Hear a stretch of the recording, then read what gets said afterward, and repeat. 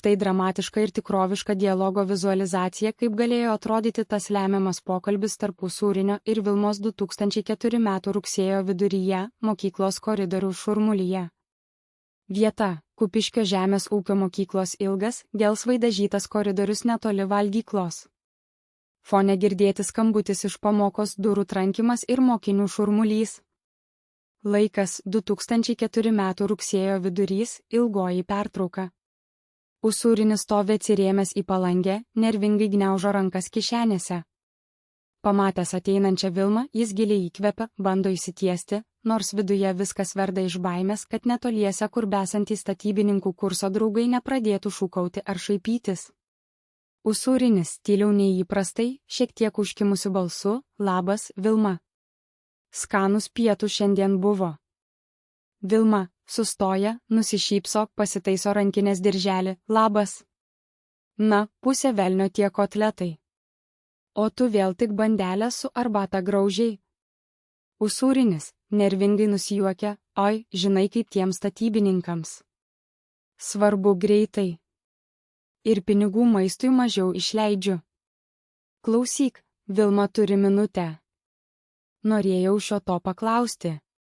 Kol Čebra iš mano grupės dar iš rūkyklos lauke neparėjo." Vilma atidžiai pažiūri į jį, jos žvilgsnis suminkštėja: "Turiu, aišku. Kas nutiko? Atrodai toks, lyg egzaminą laikytum." Usūrinis pasižiūri į šonus, ar niekas negirdi, žengia žingsnį arčiau: "Žinai, jau porą savaičių, kai susipažinom. Nuo pat rugsėjo 1. Aš labai džiaugiuosi, kad tave sutikau.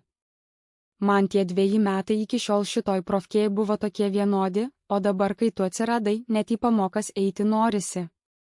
Vilma šiek tiek nustebusi, bet pamaloninta parausta: "Rimtai? Nemaniau, kad trečiakursiui statybininkui gali rūpėti kokia pirmakursė virėja. Galvojau, tu šiaip iš neturėjimo ką veikti mane kalbini ar ką." Usūrinis greitai, karštai paprieštarauja: "Ne, tikrai ne. Aš labai bijojau prie tavęs prieiti pradžioje, tu net neįsivaizduoji. Galvojau, pasiųsi mane toli. Bet matau, kad mums įdomu kartu. Ir tu man labai patinki, Vilma. Ne šiaip kaip pažįstama iš koridoriaus, vui ne. Vilma, tyliai, tu man irgi patinki, Usūrinė. Tu visai kitoks nei kiti tavo kurso vaikinai. Švelnesnis, drąsesnis." Usūrinis sukaupė visą likusią drąsą: "Tiesiai šviesiai, Vilma, būkim kartu. Pradėkim artimai draugauti.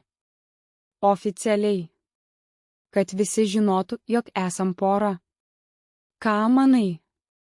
Mokyklos koridoriuje kažkas garsiai nusijuokia, Usūrinis akimirkai krūpteli, bijodamas patyčių, bet neatitraukia akių nuo Vilmos, laukdamas atsakymo. Vilma šypsosi, jos akys blizga: "Žinai, aš tikrai noriu. Priimu tavo pasiūlymą, Usūrinė. Draugaukim." Tu sugebėjau kažkuo patraukti mano dėmesį dar pačią pirmą mudviejų susitikimo koridoriuje dieną. Tik žiūrėk, kad tavo draugeliai manęs neerzintų." Usūrinis veide pasirodo didžiulė palengvėjimo šypsena, jis ištraukia rankas iš kišenių: "Tegul tik pabando. Dabar jau niekas man nesvarbu. Ačiū tau, Vilma. Ačiū, kad sutinki."